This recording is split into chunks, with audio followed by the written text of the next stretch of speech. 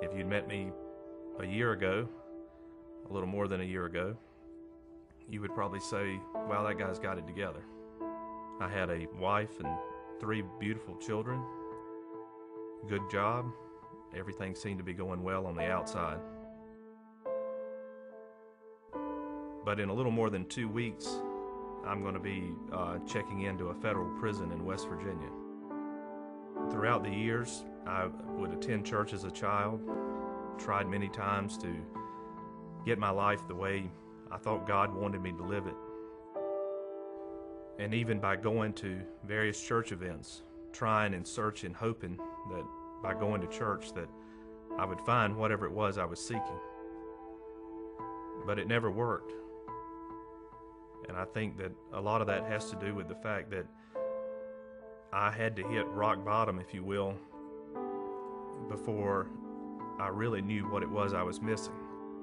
And for a few weeks in late 2008, I would say that that was my rock bottom, that I was suicidal.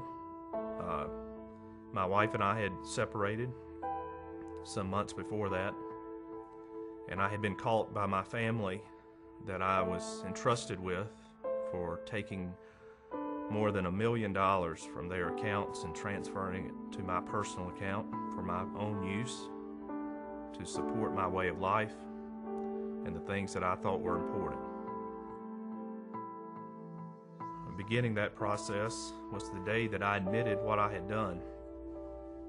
I confided in people and started telling people what I had done, and the walls in my life that I had put up for so long began coming down. But it was more than that.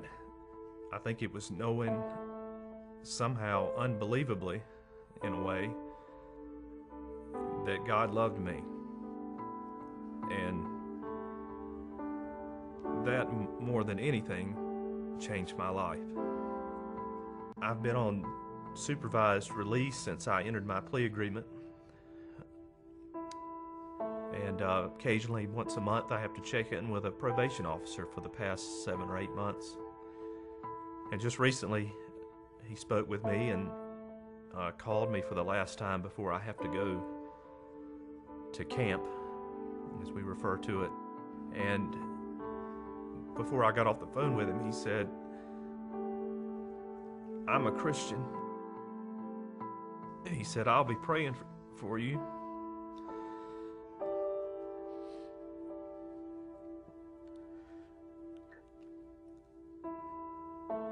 And that was the greatest thing he could have said. In the many years up prior to this happening, I tried often to find God, and I always said I wanted God to take over parts of my life. But I would always say, God, don't go down in that one place because it's dark in there and I don't want to open that up. It took all of this for me to finally to say, God, I've tried it my way. I've tried to do things the way I wanted to and control my life and everybody else's in my life. You take it. You do it. And when I did that in December of 2008, and I can remember the day, that's when my life changed. I gave my whole heart and life to God, not just parts of it. All of it.